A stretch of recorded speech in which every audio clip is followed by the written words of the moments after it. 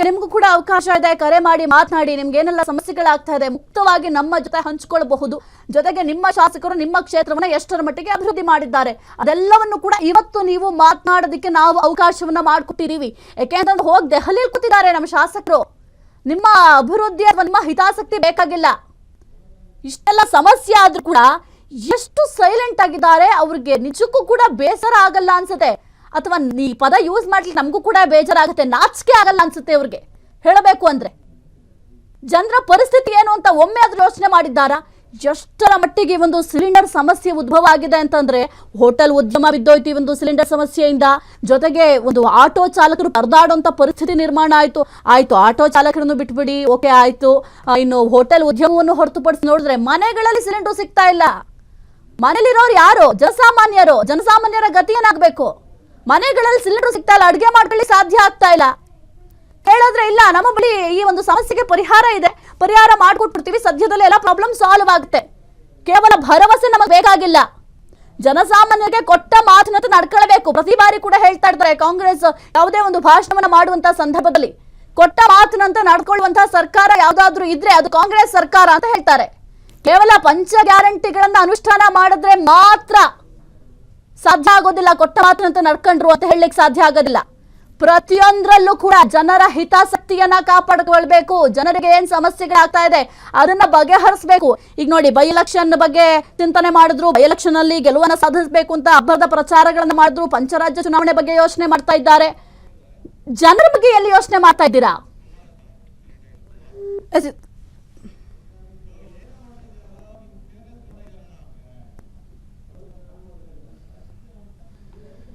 ಶಾಸಕರ ಅಧಿಕಾರ ದಾಹಕ್ಕೆ ಈಗ ಜನಹಿತ ಬಲಿಯಾಗ್ತಾ ಇದೆ. ಇದನ್ನ ನಮ್ಮ ಜನರು ಅರ್ಥ ಮಾಡ್ಕೊಳ್ಬೇಕು. ಕೇವಲ ನಾನು ಈ ಶಾಸಕರ ಬಗ್ಗೆ ಅಷ್ಟೇ ಮಾತನಾಡ್ತಾ ಇಲ್ಲ, ಪ್ರತಿಯೊಂದರಲ್ಲೂ ಅಷ್ಟೇ ನಮ್ಮ ಜನರು ಅರ್ಥ ಮಾಡ್ಕೊಳ್ಬೇಕು. ನಮ್ಮನ್ನ ಆಳುವಂತ ನಾಯಕರು ಯಾವ ರೀತಿ ಇರಬೇಕು ಅದನ್ನ ನಾವು ಯೋಚನೆ ಮಾಡ್ಬೇಕು. ನಮ್ಮನ್ನ ಆಳುವಂತಹ ನಾಯಕರು ನಮ್ಮ ಹಿತವನ್ನ ಕಾಪಾಡುವಂತಿರ್ಬೇಕು. ಅಂತವ್ರಿಗೆ ನಾವು ವೋಟ್ ಹಾಕ್ಬೇಕು, ಅಂತವ್ರನ್ನ ನಾವು ಗೆಲ್ಲಿಸ್ಬೇಕು. ಅವರ ಒಂದು ವರ್ಚಸ್ಸನ್ನ ಹೆಚ್ಚಳ ಮಾಡ್ಕೊಳ್ಳೋ ಶಾಸಕರು ನಮಗೆ ಬೇಕಾಗಿಲ್ಲ. ಜನರ ಹಿತಾಸಕ್ತಿಯನ್ನ ಕಾಪಾಡುವಂತಹ ಶಾಸಕರು ಬೇಕು, ಅಭಿವೃದ್ಧಿ ಕೆಲಸಗಳನ್ನ ಮಾಡುವಂತಹ ಶಾಸಕರು ಬೇಕು. ಎಷ್ಟೋ ಗ್ರಾಮಗಳಲ್ಲಿ ಕುಡಿಯೋದಿಕ್ ನೀರಿಲ್ಲದೆ ಒದಾಡ್ತಾ ಇದ್ದಾರೆ. ಆ ಕುಡಿಯೋ ನೀರಿಗೆ ಪರದಾಡೋಂಥದ್ದಿದ್ಯಾ ನಿಜಕ್ಕೂ ಕೂಡ ಬಹಳ ಬೇಸರ ಆಗುತ್ತೆ. ಎಷ್ಟೋ ಮಕ್ಕಳನ್ನ ತನ್ನ ಕಂಕ್ಲಲ್ಲಿ ಕೂರಿಸ್ಕೊಂಡು ತಾಯಿ ನೀರಿಗಾಗಿ ಅಲ್ದಾಡ್ತಾ ಇರ್ತಾರೆ. ಅಟ್ಲೀಸ್ಟ್ ಕುಡಿಯೋದಕ್ಕೆ ನೀರು ಬೇಕು ಅಂತ ಒದ್ದಾಡ್ತಾ ಇರ್ತಾರೆ. ಊಟ ಇಲ್ಲ ಅಂದ್ರೆ ಬದುಕ್ಬೋದು, ಅಟ್ಲೀಸ್ಟ್ ಒಂದ್ 2 ದಿನ ಊಟ ಇಲ್ಲ ಅಂದ್ರೂ ಹೆಂಗೋ ಒದ್ದಾಡ್ಕೊಂಡು ಬದುಕ್ಬಿಡ್ಬೋದು. ನೀರಿಲ್ಲ ಅಂದ್ರೆ ಹೆಂಗ್ ಬದುಕ್ಲಿಕ್ಕೆ ಸಾಧ್ಯ ಆಗತ್ತೆ? ನೀರು ಕುಡ್ದಿಲ್ಲ ಅಂತಂದ್ರೆ ಆರೋಗ್ಯದಲ್ಲಿ ಸಾಕಷ್ಟು ಸಮಸ್ಯೆಗಳು ಬರುತ್ತೆ. ಆಗ ಮತ್ತೆ ಆಸ್ಪತ್ರೆಗೆ ಹೋಗ್ಬೇಕು. ಆಯ್ತಪ್ಪ, ಅಟ್ಲೀಸ್ಟ್ ಆಸ್ಪತ್ರೆಗೆ ಹೋಗೋಣ ಅಂತಂದ್ರಲ್ಲ, ಆಸ್ಪತ್ರೆಗಳಾದ್ರೂ ಸರಿಯಾಗಿದಾವ? ಇಲ್ಲ. ಬಡವರು ಇವಾಗ ಯೂಶಲಿ ಯಾವ ಆಸ್ಪತ್ರೆಗೆ ಹೋಗ್ಲಿಕ್ಕೆ ಸಾಧ್ಯ ಆಗುತ್ತೆ? ದೊಡ್ಡ ಖಾಸಗಿ ಆಸ್ಪತ್ರೆಗಂತೂ ಹೋಗ್ಲಿಕ್ಕೆ ಸಾಧ್ಯ ಆಗಲ್ಲ. ಅಷ್ಟು ದುಡ್ಡನ್ನ ಭರಿಸ್ಲಿಕ್ಕೆ ಬಡವರಿಗೆ ಸಾಧ್ಯ ಆಗಲ್ಲ. ಹಾಗಾಗಿ ಅಟ್ಲೀಸ್ಟ್ ಜಿಲ್ಲಾಸ್ಪತ್ರೆಗೆ ಹೋಗೋಣ, ನಮ್ಮ ಗೌರ್ಮೆಂಟ್ ಹಾಸ್ಪಿಟಲ್ಗಳಿಗೆ ಹೋಗೋಣ, ನಮಗೆ ಅಂತಾನೆ ಗೌರ್ಮೆಂಟ್ ಹಾಸ್ಪಿಟಲ್ಗಳು ನಿರ್ಮಾಣ ಮಾಡಿದ್ದಾರೆ, ಅಲ್ಲಿಗೆ ಹೋಗೋಣ ಅಂತಂದ್ರೆ ಗೌರ್ಮೆಂಟ್ ಹಾಸ್ಪಿಟಲ್ಗಳಲ್ಲಂತೂ ಮಾತನಾಡಂಗೆ ಇಲ್ಲ ಬಿಡಿ. ಅಲ್ಲಿ ಹೋದ್ರೆ ನಮ್ಮ ಜೀವ ಉಳಿಸ್ಕೊಂಡು ವಾಪಸ್ ಬಂದ್ರೆ ಸಾಕು ಅನ್ನಂಗಾಗಿರುತ್ತೆ. ಇನ್ನು ಎಲ್ಲ ಅಭಿವೃದ್ಧಿ ಕೆಲಸಗಳು ಮಾಡ್ತಾ ಇದ್ದೀರಾ? ಗೌರ್ಮೆಂಟ್ ಆಸ್ಪತ್ರೆ ಬಗ್ಗೆ ಮಾತನಾಡ್ತಿದ್ದೆ, ಔಷಧಿಗಳ ಕೊರತೆ ಇರುತ್ತೆ, ಸರಿಯಾದಂಥ ಇಕ್ವಿಪ್ಮೆಂಟ್ ಇರೋದಿಲ್ಲ. ಇನ್ನು ಏನು ಮಾಡಬೇಕು ಜನಸಾಮಾನ್ಯರು? ಅವ್ರ ಸಮಸ್ಯೆಗಳು ಯಾಕೆ ನಿಮ್ಗೆ ಗೊತ್ತಾಗ್ತಾ ಇಲ್ಲ ಅಂತ ಗೊತ್ತಾಗ್ತಿಲ್ಲ. ಹೋಗಿ ದೆಹಲಿಯಲ್ಲಿ ಠಿಕಾಣಿ ಹೂಡಿದ್ದೀರಾ. ಇಷ್ಟೆಲ್ಲ ಪ್ರಾಬ್ಲಮ್ಸ್ ಇದ್ರು ಕೂಡ ಇದ್ಯಾವುದು ಕೂಡ ನಮ್ಮ ಶಾಸಕರ ಕಣ್ಣಿಗೆ ಕಾಣಿಸ್ತಾನೆ ಇಲ್ಲ. ಜನಸಾಮಾನ್ಯರು ಒದ್ದಾಡ್ತಾ ಇದ್ದಾರೆ. ಅಯ್ಯೋ, ಇವ್ರ ಗ್ಯಾರಂಟಿನೂ ಬೇಡ, ಏನೂ ಬೇಡ ಕಣಪ್ಪ, ನಮ್ಮ ಕ್ಷೇತ್ರ ಅಭಿವೃದ್ಧಿ ಆದ್ರೆ ಸಾಕಪ್ಪ ಅಂತ ಒದ್ದಾಡ್ತಾ ಇದ್ದಾರೆ.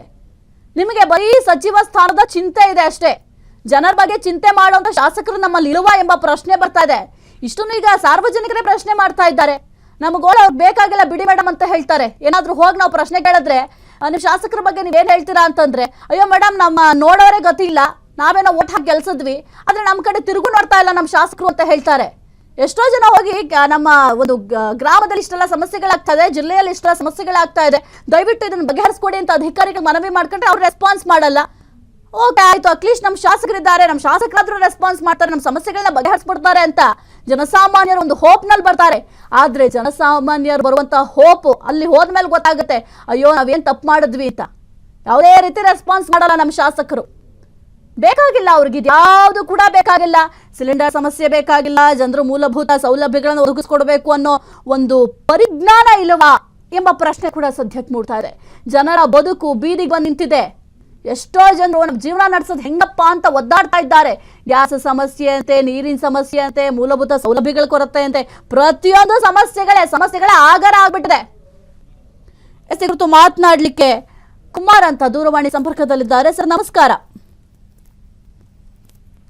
ಸರ್ ನಮಸ್ಕಾರ, ಕೇಳಿಸ್ತಾ ಇದೆಯಾ? ನಮಸ್ತೆ ಮೇಡಮ್, ಕೇಳಿಸ್ತಾ ಇದೆ. ಸರ್ ನೀವು ಯಾವ ಜಿಲ್ಲೆಯವರು ಸರ್? ಮೇಡಮ್ ನಮ್ದು ಧಾರವಾಡ ಗ್ರಾಮೀಣ ಕ್ಷೇತ್ರ. ವಿನಯ್ ಕುಲಕರ್ಣಿ ಅವರು ನಮ್ಮ ಕ್ಷೇತ್ರದ ಶಾಸಕರು. ಓಕೆ ಸರ್, ನಿಮ್ ಶಾಸಕರು ಯಾವ ರೀತಿ ಕೆಲಸ ಮಾಡಿದ್ದಾರೆ ಸರ್? ನಿಮ್ಮ ಕ್ಷೇತ್ರದ ಅಭಿವೃದ್ಧಿ ಅಥವಾ ಜನರ ಹಿತಾಸಕ್ತಿಯನ್ನು ಯಾವ ರೀತಿ ಕಾಪಾಡ್ಕೊಂಡಿದ್ದಾರೆ? ಮೇಡಮ್ ಈಗ ಜನರ ಹಿತಾಸಕ್ತಿಯನ್ನು ಕಾಪಾಡಿಕೊಳ್ಳುವಂತ ಯಾವುದೇ ಕೆಲಸಗಳು ಈಗ ಧಾರವಾಡ ಗ್ರಾಮೀಣ ಕ್ಷೇತ್ರದಲ್ಲಿ ನಡೆದಿಲ್ಲ. ಯಾಕಂದ್ರೆ ಈಗ ಸರ್ಕಾರ, ಕಾಂಗ್ರೆಸ್ ಸರ್ಕಾರ ಆಡಳಿತಕ್ಕೆ ಅಧಿಕಾರಕ್ಕೆ ಬಂದಾಗಿನಿಂದನೂ ಕೂಡ ಅವರ ಕುರ್ಚಿ ಕಿತ್ತಾಟನೆ ನಡೀತಾ ಇದೆ.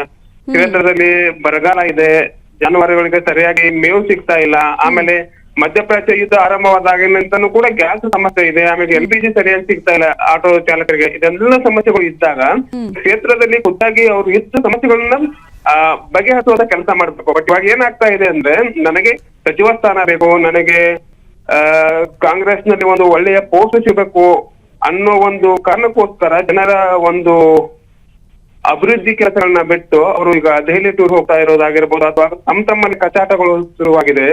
ಇದೆಲ್ಲ ಜನರ ಅಭಿವೃದ್ಧಿಗೋಸ್ಕರ ಅವ್ರೇನು ಮಾಡ್ತಾ ಇಲ್ಲ, ನಮ್ಮ ಅಭಿವೃದ್ಧಿಗೋಸ್ಕರನೇ ಮಾಡ್ಕೊತಾ ಇದ್ದಾರೆ ಅಂತ ಹೇಳ್ಬಿಟ್ಟು ಎಲ್ಲರೂ ಕ್ಷೇತ್ರದ ಜನರು ಮಾತನಾಡ್ತಾ ಇರೋದು ಮೇಡಮ್.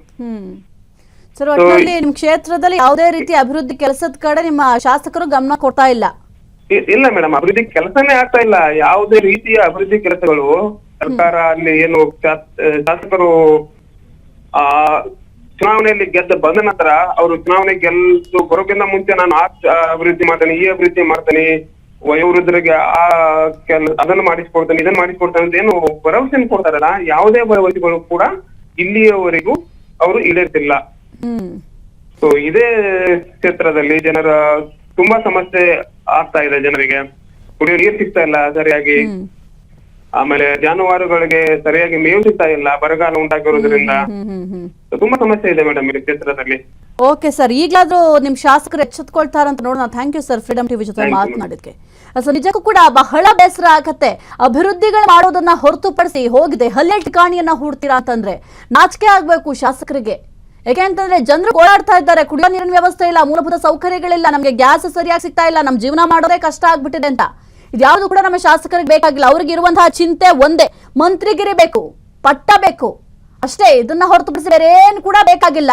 ಜನಸಾಮಾನ್ಯರಿಗೆ ಒಂದು ಮಾರ್ಕ್ಸ್ ಕಾರ್ಡ್ ಕೊಟ್ಬಿಡ್ಬೇಕು. ನಿಮ್ ಶಾಸಕರು ಏನೆಲ್ಲ ಕೆಲಸ ಮಾಡಿದ್ದಾರೆ, ಆ ಒಂದು ಕೆಲಸದ ಬಗ್ಗೆ ನೀವೆಷ್ಟು ಮಾರ್ಕ್ಸ್ ಕೊಡ್ತೀರಾ ಅಂತ ಜನರಿಗೆ ಒಂದು ಮಾರ್ಕ್ಸ್ ಕಾರ್ಡ್ ಕೊಡಿ ಅಂತ ಕೊಟ್ಬಿಡ್ಬೇಕು. ಆಗ ಶಾಸಕರು ಎಷ್ಟರ ಮಟ್ಟಿಗೆ ಕೆಲಸ ಮಾಡ್ತಾ ಇದ್ದಾರೆ, ಎಷ್ಟರ ಮಟ್ಟಿಗೆ ಅಭಿವೃದ್ಧಿ ಮಾಡ್ತಾ ಇದ್ದಾರೆ ಅಂತ ಆ ಒಂದು ಮಾರ್ಕ್ಸ್ ಕಾರ್ಡ್ ಚೆಕ್ ಮಾಡಿದಾಗ ಗೊತ್ತಾಗುತ್ತೆ. ಈಗ ಸ್ಕೂಲ್ಗಳ ಮಕ್ಳು ಕೊಡ್ತಾರಲ್ಲ, ಮಕ್ಕಳು ಯಾವ ರೀತಿ ಓದಿದ್ದಾರೆ ಅನ್ನೋದಕ್ಕೆ ಒಂದು ಮಾರ್ಕ್ಸ್ ಕಾರ್ಡ್ ಕೊಡ್ತಾರಲ್ಲ, ಅದೇ ರೀತಿ ನಮ್ಮ ಶಾಸಕರಿಗೂ ಇದ್ದಿದ್ರೆ ಆಗ್ಲಾದ್ರೂ ನಮ್ಮ ಶಾಸಕರು ಎಚ್ಚೆತ್ಕೊಳ್ತಾ ಇದ್ರು.